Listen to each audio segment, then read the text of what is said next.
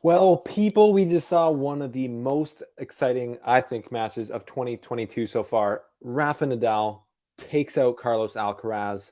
Some people say that Alcaraz might be Nadal's son in real life, but we're not sure. We can't confirm.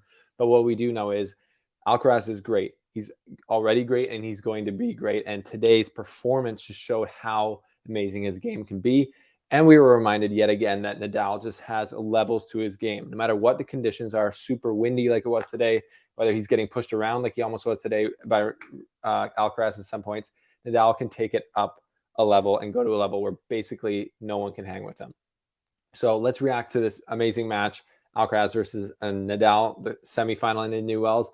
And then let's preview as well the final between Nadal and Fritz, Taylor Fritz, into a Masters 1000 final after taking out Rublev with some amazing form of his own. So lots to get into here. What a match. Let's get into it. I go fair. You know what I mean? I can still Coming at you from the Delray Beach Open. Miami Open. the ground. This is Novak and Dominic. We are here with the man, Milos Raonic. Welcome to the slice. So, folks, that was just a great match. Before we get into it, word from our sponsors, Go Sport, the premium tennis bag in the world. If you are serious about your tennis game, get yourself a Go Sport bag because it is like made for you if you're a serious player. The link below is where you can check them out.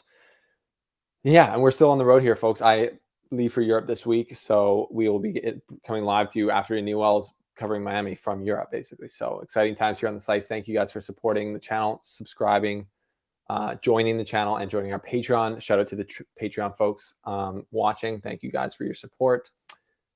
Rafa Nadal versus Carlos Alcaraz. It's just the comparisons are just amazing. Like everyone talks about it. Does Alcaraz play more like Nadal? Does he play more like Federer? Djokovic fans claim like he plays like Djokovic. He plays like a mix of the three of them.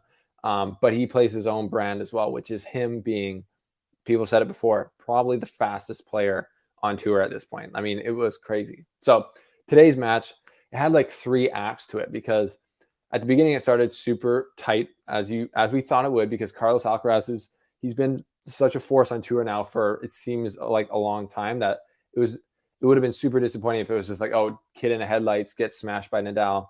And we all just give him a pass because he's 19.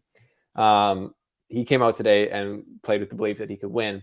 And in the first set, it was close, and Nadal it went his way, and he was able to pull ahead. And then the second set was when it got super windy, and the match became just like keep the ball down the middle of the court. Things were flying everywhere. Like the net signs were coming off. Nadal was even complaining. You usually see him keep such a cool head during these conditions like this. He doesn't get frustrated, but he was clearly saying like, this is a bit ridiculous. Like if this was raining, we'd be stopping, and it was absolutely affecting the level of play. But luckily the wind died down, but not before Carlos Alcaraz got the second set, just playing unbelievable tennis, being able to hit through the wind with his backhand that's a little bit more flat. I'm talking about the driving backhands, the aggressive backhands that he takes, really going cross court hard into Nadal's forehand, which is the play. Those were amazing. And I was tweeting out during the match, like if you've ever played in windy conditions, like most of us has, you should be able to appreciate how incredibly hard it is to hit well with pace and keep it deep. Either way, like if you're with the wind, it's hard to keep the ball in the court. And if you're against it, it's hard to get it deep. You just have to be strong. Like Alcaraz was literally overpowering the crazy wind, it seemed. And then going into the third set, again, it was close. I think Alcaraz had some chances to break midway through the set, and he wasn't able to take them and capitalize. And then the reason, when I think it was like the 2-3 game, Nadal saved those break points. Just he started coming to the net a lot more. Everyone knows Rafa's volleys are amazing, but they're usually amazing because he comes forward at the perfect time, so he just has like the ability to put them away. But today he was coming forward and forcing the issue, and just having to come up with reaction volleys that were just amazing. Like one of the points of the match was just like a stab volley where he just gets his wrist cocked just a perfect amount just to put it by Carlos, who was doing everything, chasing down every ball. It was like one of the craziest matches where Nadal, I felt, was like the slower guy out there and the guy who could get to less balls. So Carlos Alcaraz is carrying the Spanish mantle of the fighting bull and just playing absolutely beast mode, and that was great. So super tight match. And then at the end in the third set, after the volleying, the coming forward, the clutch play from Nadal saved him from getting broken. He just kind of stepped into a level where it seemed like Carlos couldn't follow. With Nadal coming to the net like that, Carlos started to miss a little bit more than he was. There was times where he just wasn't really missing. And then Nadal, as he does, as the legend does, 20-0 now in the season, just stepped into a form that was just a bit different, a little bit different, and it was a bit higher, and he just got it done. That's just what he's been able to do so many times. In 2022, it has not been dominant for Nadal, but he's found a way to win all 20 of his matches so far. So many matches he could have lost. He was in a bad position. It was a tight match, but he just finds the way to elevate and then execute and get it over the line when he has to. So you just got to tip your hat. Carlos is, I think, going to feel a bit of a sting from this match, not being able to close it out. But at the end of the day, what are you going to do when someone like Nadal is on the other side of the court? But let me tell you this, I cannot wait for their rematch. Can you? I don't think anyone can. So that was an amazing match. The stats don't really show that much. Like, they show how neither guys served with the wind conditions today. Neither of the guys' serves were a weapon. Both of them lost more than 50% on their second serves. And with, it looked like Nadal with the win was just trying to get a ton in because he wasn't getting, I don't think he had a single ace. And Carlos only had one. And yeah, just not a lot of, or actually, sorry, Nadal had two aces. But he was, the serves wasn't a huge part of it. Slower courts and Indian Wells make for that anyways. So Nadal gets through to the Indian Wells final. So he's trying to continue his perfect start to the season. He'll be playing Taylor Fritz, who has been on an incredible run of form, as you probably know, coming through Andrei Rublev today. Playing he went up to a 4-0 lead, I think, in the first set. And the way that he was able to just end points instantly through these slower Indian Wells courts was incredible. He's a guy, Taylor Fritz's body and his physicality, he doesn't look like the most naturally athletic guy who's just, someone like Djokovic who's just like the perfect athletic specimen. Like, Fritz almost looks a little bit like laboring out there, and he doesn't look the smoothest when he moves, but the power and the pace that he generates from his fairly simple ground strokes is just incredible. And you almost can't see it when it comes off his racket, but you can see it by how it moves through the court, especially today. Like, he was just taking Rublev's power and the angles that he could find with his backhand cross court, and just the way that he could just hit it. A winner from forehand or backhand at any point in a rally was pretty crazy. And yeah, Rublev went crazy mode, punching his racket 4 times and cutting his wrist, his knuckles all up. So he just needs to take a breather. We got to get this guy a drink, have him relax, go to a spa. I don't know what to do, but pretty crazy. So Taylor Fritz moves through that.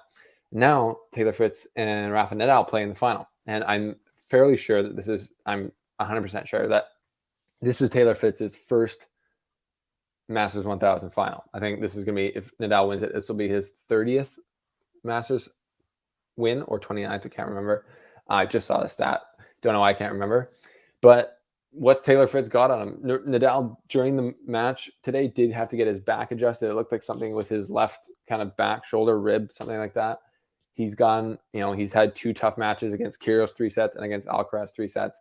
So Taylor Fritz is coming into this with the youth, with the energy, and he's got the weapons to hurt Nadal on the surface. The serve can do serious damage, as it does. And his forehand and backhand, like he was doing against Rublev, can seriously hit through this court, which is impressive.